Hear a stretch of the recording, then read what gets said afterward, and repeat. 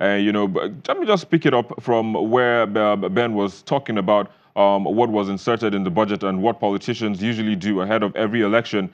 He talked about how they bring about all these sewing machines and the things he listed. But you are an agripreneur, which is basically means an entrepreneur in agricultural sector. But how would you say that your sector has benefited or will benefit from previous and as well as the current budget?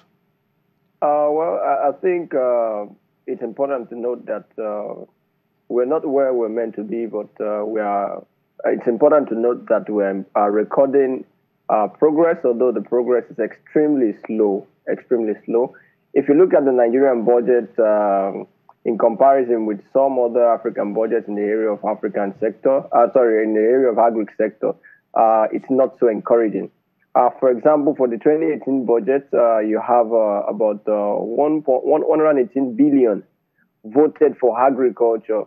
This does not even reflect the Maputo Agreement that Nigeria also ratified in 2003 in Mozambique, where we all agreed to have a minimum of 10% of our national budget voted for agriculture. So you see, it's quite discouraging because even the 118 billion voted for agriculture in this current budget now, maybe it's about 2%. So fine, nobody is saying that immediately you have 10% voted, but since 2003, we should have recorded more progress. Maybe we should be around 8% vote for agriculture. So if I'm to assess, even the previous year, just about 1.8% of the budget was voted, spent by states and also the government. The federal government, about 1.8% was voted to agriculture. So I would say that even though we're recording some progress, but this progress is extremely slow. It doesn't reflect the kind of growth, the kind of noise, the kind of buzz the government creates around agriculture and the issue of diversification into agriculture. Yeah, I think the government is not so serious. Rotimi, I was just going to bring in that into the conversation because one of the promises or one of the songs that this government has been singing is the fact that they're trying to diversify the economy, and agriculture is one of those sectors where they want to use to get forex so the thereabout. important thing the government have to note is that it's a good idea. It's not new because we see globally that agriculture is a bailout for every country. South Africa was in recession and we saw that they came out of recession through agriculture. We see Russia also made a lot of money from agriculture than they made from sales of weapons.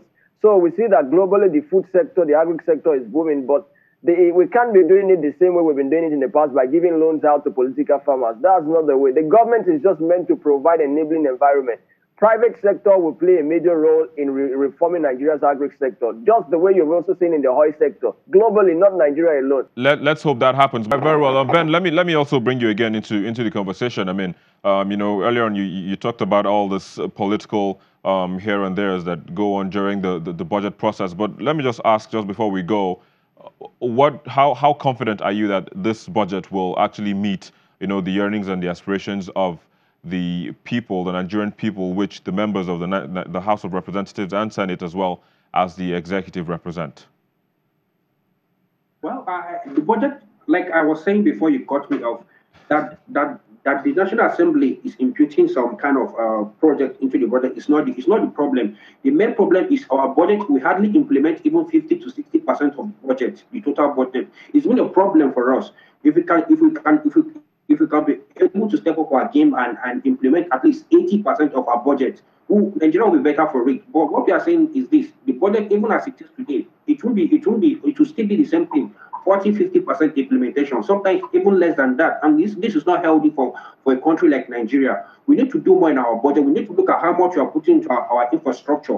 Our recurrent expenditure is also is also a very huge problem for us. How can you use almost half of your budget to pay salaries?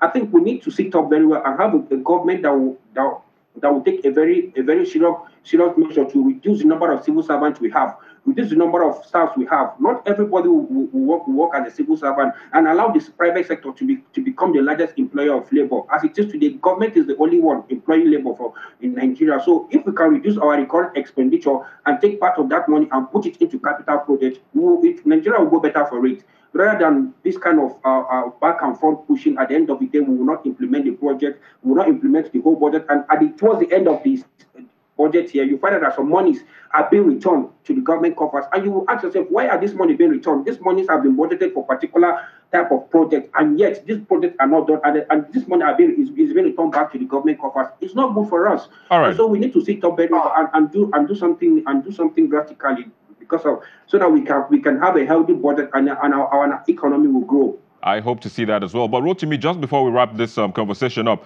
you talked about the government creating an enabling environment, for businesses to thrive as well. As well, that means agriculture, of course. But we have this presidential ease of doing business committee. How well would you say they've done in terms of trying to make this happen? Quickly, please.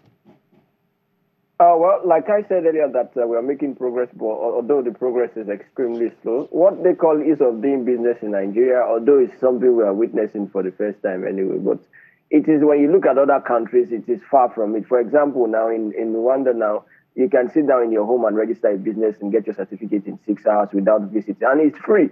But in Nigeria now, with the ease of doing business, you still have to go through a lawyer to register your business, and you're paying about $70,000. That's almost $200 to register a business. It's so much. So, for example, now with 70,000 naira, you can start a lot of small-scale businesses. You can start a barbering salon with 70,000. You can start a juice business with 70,000.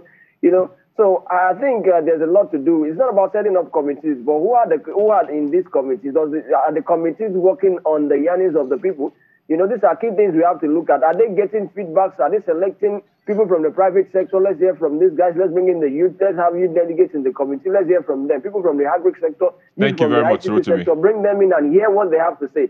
So as far as I'm concerned, if I'm to judge the effort of the government so far on ease of doing business in Nigeria, I would score the government low, very low, far below average, because it's nothing compared to what we see, even with other African countries, even with our neighboring African countries. Thank you very much. East Africa or South Africa, we are doing far, far, far below. So I think, but there's room for improvement. The progress is slow, like I said. Thank you once again, Rotimi Olawale. You joined us from Washington, D.C. Thank you for joining us on the program. Thank you as well to Abubakar Sadiq Mazu, who joined us from Borno, Maiduguri, as well as Ben Cosmos, who joined us from Kuala Lumpur in Malaysia.